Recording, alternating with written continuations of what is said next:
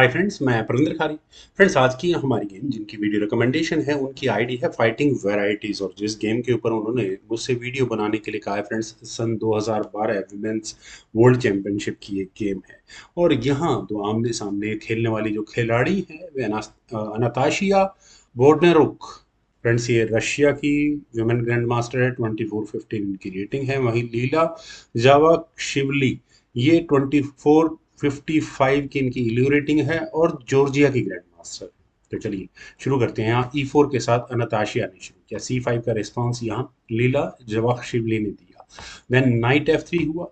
E6 D4, C takes D4, knight takes D4, A6, then हुआ bishop D3, bishop C5, उसी night पर attack, तो ये night वापस गया B3 स्क्वायर पर और वापस बिशप पर अटैक बना। तो ये बिशप वापस गया E7 स्क्वायर पर। देन हुआ क्वीन G4, और ठीक है, प्रेशर तो बनता है, लेकिन उससे पहले बिशप F6 की ऑप्शन को यहाँ पर पहले ब्लैक ने चुना। देन हुआ क्वीन G3, और क्वीन G3 चलिए देखेंगे बाद में। नाइट आया C6 स्क्वायर पर, then knight C3, knight E7, then bishop F4। और अगर यहाँ से आप देखें कि क्या प्रॉब्लम हो सकती है, क्विन ट्रैप करने की पूरी पूरी थ्रेट है। तो नाइट G6, पहले यहाँ पर बिशप पर अटैक बना, तो ये बिशप गया D6 स्क्वायर पर, और अब यहाँ ब्लैक को कम से कम कैसल करने में तो प्रॉब्लम होने ही वाली है। बिशप H4, यहाँ क्वीन पर अटैक बना, क्वीन गई H3 स्क्वायर पर, देन हुआ क्वीन G5, और बिल्कुल कनेक्शन आस्किंग है, अदरवाइज G2 पॉइंट पर अटैक बन रहा है। क्वीन गई H3 स्क्वायर पर, देन हुआ नाइट F4। अब आप अपनी क्वीन को निकालो जहां निकालना चाहो। तो bishop takes F4, queen takes F4, then हुआ G3, और फॉक लगी है क्वीन और बिशप पर। तो क्या ब्लैक को बहुत बड़ा नुकसान है? नहीं। क्वीन F3 यहाँ पहले ब्लैक ने किया, और उन्होंने यहाँ पहले रुक पर अटैक बनाया जो कि चेक के साथ होगा। लेकिन उसके बाद इस क्वीन को निकालना आसान नहीं होगा। क्वीन निकलेगी कहाँ? क्योंकि ठीक है, यहाँ किंग एक कदम आगे पुश हो जाएगा, नाइट पर रुक का डिफेंस होगा, लेकिन उसके बावजूद भी क्वीन टेक्स H4 यहाँ पहले एनाताशिया ने किया। ठीक भी है, क्वीन टेक्स H1 यहाँ थोड़ा सा शॉकिंग हो जाता है। किंग जब E2 स्क्वायर पर गया, तो फ्रेंड्स अब यहाँ क्या करें, ये क्वीन कैसे बाहर निकलेगी? नाइट को डिफ्लेक्ट करवाया जाए, यही स्ट्रेटेजी यहाँ पर पहले ब्लैक ने चुनी। उन्होंने यहाँ किया नाइट D4 चेक, और अगर किंग मूव कर लिया जाए तो प्रॉब्लम ही क्या है पता नहीं। Night takes D4, queen takes A1 चलिए। लेकिन ऐसा सब करने के बाद ब्लैक की गेम में एक बहुत बेसिक प्रॉब्लम आ गई है कि उनका एकमात्र पीस यानी कि क्वीन जो डेवलप था वो A1 स्क्वायर पर जाकर फंस चुका है। निकालना आसान नहीं है।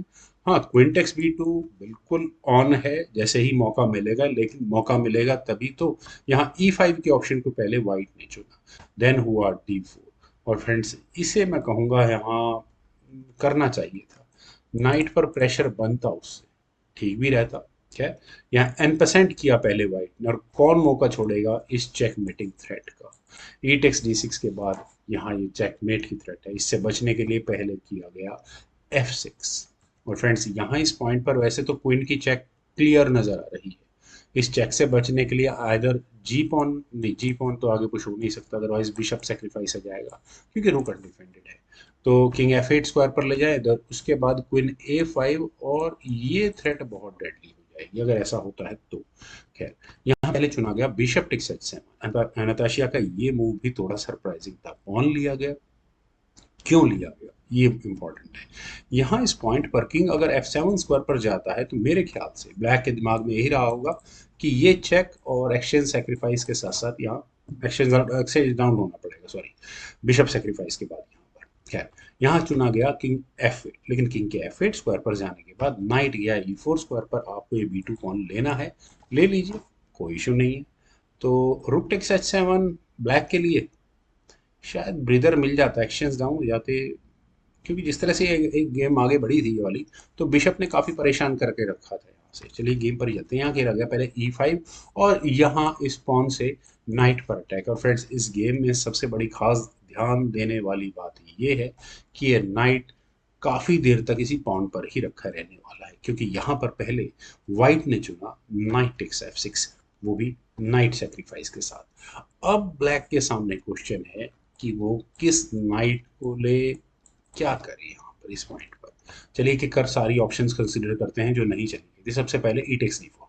फ्री नाइट मिलेगा नहीं, क्योंकि यहाँ खेला जाएगा नाइट D7 चेक। और मैंने जैसे कहा कि ये बिशप इतना डेडली है कि ब्लैक के किंग के जाने के लिए स्क्वायर नहीं है। अब ब्लैक चाहे अब बिशप से नाइट को ले या अपने किंग को मूव करे, क्वीन आकर चेकमेट कर ही देगी।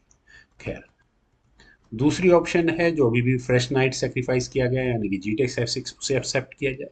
तो क्वीन टेक्स F6 चेक के साथ, और जैसा मैंने कहा कि बिशप फिलहाल परेशान करेगा, किंग को मूव करना होगा और ये अगले मूव में चेकमेट की थ्रेट। तो फ्रेंड्स, यहाँ पर जवाखी शिवली काफी परेशान है। उन्होंने फाइनली डिसाइड किया कि मैं यहाँ रूक टेक्स H7 करती हूँ, और इन दोनों में से कोई एक नाइट तो मुझे फाइनली जाकर मिलेगा, लेकिन मिलेगा कोई भी नहीं। यहाँ खेला गया नाइट टेक्स H7 चेक। हाँ, ब्रीदर के लिए किंग F7 किया जा सकता था, लेकिन उसमें भी ब्रीदर नहीं मिलता, क्योंकि नाइट से चेक आएगी ही आएगी। किंग को G6 स्क्वायर पर ही जाना होगा, अदरवाइज देखिए 8th रैंक में किंग जाते ही क्वीन जाकर चेकमेट लगभग कर देगी यहाँ पर। तो क्वीन H7 चेक यहाँ भी किया जा सकता है, और इस नाइट सेक्रीफाइस को अफोर्ड किया जा सकता है। क्यों? क्योंकि अगर ब्लैक ने यहाँ किंग टेक्स G5 किया तो क्वीन टेक्स G7 चेक होगा, और इस किंग के जाने के लिए कौन सा स्क्वायर अवेलेबल है? Only H5। तो वहीं जाएगा ये किंग, लेकिन उसके बाद होगा queen H7 check, king G5, सारा फोर्सफुल सीक्वेंस होगा। और अगर किंग ने सेंटर की तरफ भागने की कोशिश की तो क्वीन E7 चेक, किंग कहीं नहीं जाने वाला, किंग G6 स्क्वायर पर जाएगा, then knight H4 check, king को फाइनली H5 स्क्वायर पर लैंड करना होगा, then queen H7 check, king G4। और अब इस किंग को ट्रैप करने के लिए काफ़ी कुछ मटेरियल यहाँ आ चुका है, लेकिन हाँ, अगर फर्दर प्रॉब्लम हो जाएगी यहाँ, तो ऐसा नहीं होने देना। तो H3 चेक पहले किया गया, लेकिन किंग टेक्स H3 हो जाएगा यहाँ पे। लेकिन अब यहाँ डिस्कवर्ड चेक के चांसेस हैं, नाइट F3 चेक।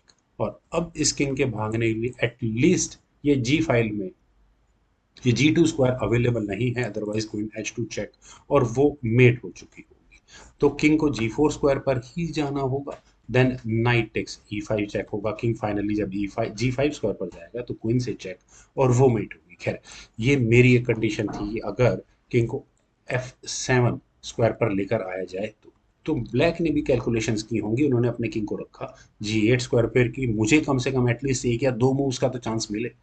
नाइट आया G5 स्क्वायर पर, और ब्लैक चाहे तो यहाँ नाइट ले सकता है, और मैं यहाँ पहले चेक दूंगा H2 स्क्वायर से, किंग को जाना पड़ेगा F8 स्क्वायर पर, और उसके बाद ये होगी चेकमेट की threat with the help of this pawn and night.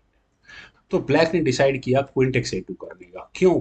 क्योंकि यहाँ जब ये चेक दी जाएगी तो किंग F8 स्क्वायर पर जाएगा, तो उसके बाद क्वीन को एटलीस्ट बीच में लगाया जा सके। लेकिन क्वीन H7 चेक, किंग है F8 स्क्वायर पर, और अगर ब्लैक ये सोच रहा है कि वो क्वीन आराम से बीच में ला सकता है, तो वो यहाँ बिल्कुल गलत है, क्योंकि पहले खेला गया B3 का मूव। आप ध्यान रखिए कि नाइट अभी तक भी पॉन के ऊपर रखा हुआ है, और अगले मूव में इसे हम कहेंगे चेकमेट की थ्रेट।